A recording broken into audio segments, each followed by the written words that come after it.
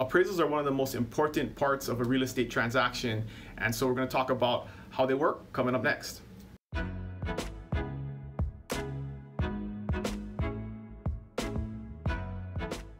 What's going on, friends? Dylan Nonaka here at the Buy Big Island video blog, and we're going to talk about appraisals today. They're a very important part of a real estate transaction, and sometimes people don't understand exactly how they work or where they fit into the timeline of a real estate transaction. So I'm going to talk about that real quickly today. So the first thing is, an appraisal is a point in time determination of value by a certified appraiser. And although there is some science that goes into it on how you get that value, there's also some art where it depends on the opinion of the person, right? Anytime you have a human involved, you have some more subjective opinions that go into determining value or anything else when it comes to looking at something and making a determination about value. So the way appraisals normally work in the timeline, so an appraisal is the cost of the buyer. So the buyer is going to pay for that via the company that they're getting their mortgage through, or if you're doing cash, you can pay for an appraisal. Sometimes people don't, but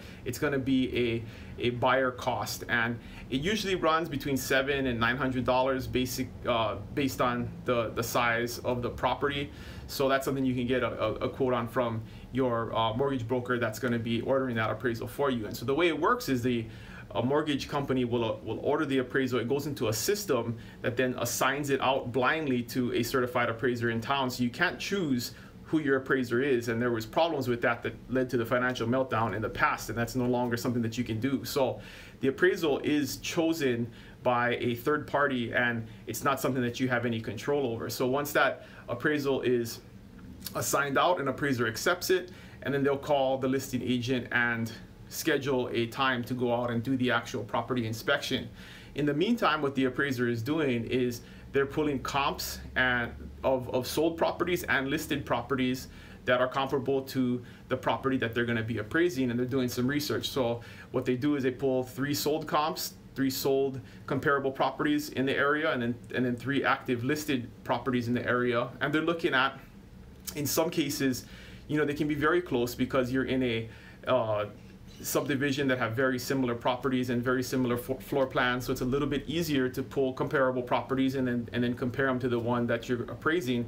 But in a lot of cases in Hawaii, we have very unique properties, and there are not a lot of similar comparable properties to choose from, and so they have to use some level of determination to say, okay, so this property has a little bit less square footage, so we have to add value to your property based on that, or this property has a pool and yours doesn't, so they're going to subtract value based on the pool not being there. And so there's a lot that goes into looking at different properties and then determining value. And so it's not an exact science, especially if you have a unique property that isn't similar, that doesn't have a lot of similar homes around it. They have to go a little bit further out based on geography. Sometimes you have to take that into account. How far away from town is it?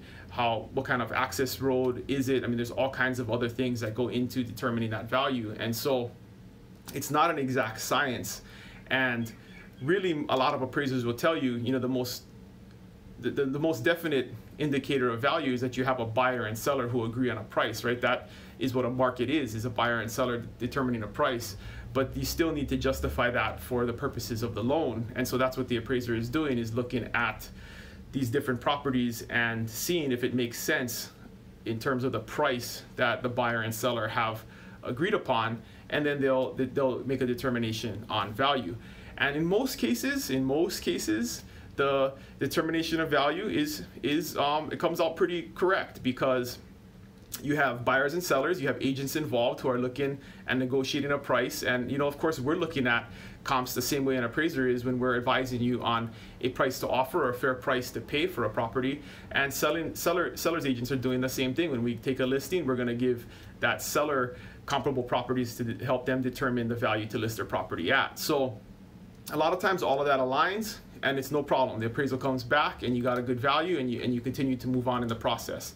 There are times where the appraisal will come in low, and that's a bummer, because now it causes a point in the transaction where you have to renegotiate. And there's a couple of different options. So if an appraisal comes in low, a buyer can dig in and say, I'm not paying above the appraised value, and the seller has to come down Sometimes the seller will say, I don't care what the appraisal was, my house is worth what it is, and the seller needs, or the buyer needs to come up with the cash to cover the balance between what the appraised value was and what the sales contract value is.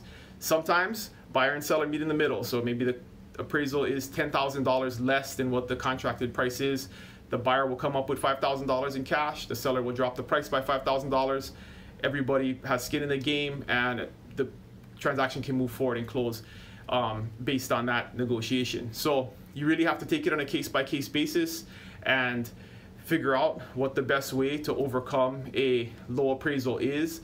But in most cases, I would say 90% plus cases, the appraisal comes in at or above what the contracted price is, and it's not an issue, so you don't have to worry about it. But it is something to prepare for, and in a lot of cases, you know, I definitely will look at a property, look at a contract and say, hey, there is a possibility here that the appraisal doesn't come in where we need it to, and you just want to prepare yourself for that when the time comes so we can be ready to negotiate. A couple of other things that can come up in an appraisal which can hurt the chances of a deal closing are if there are health and safety concerns with the house.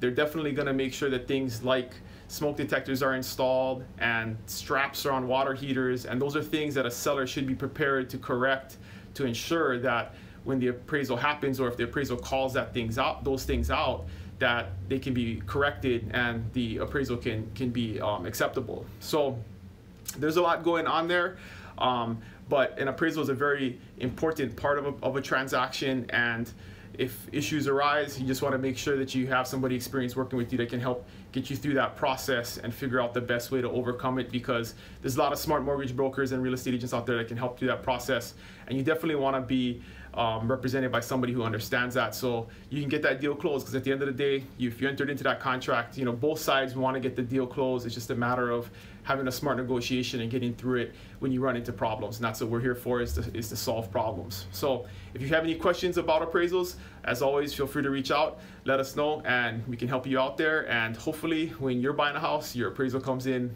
way above market, your contracted price, and you're smooth sailing. So until next week, thank you guys for listening, and I'll talk to you guys later. Aloha.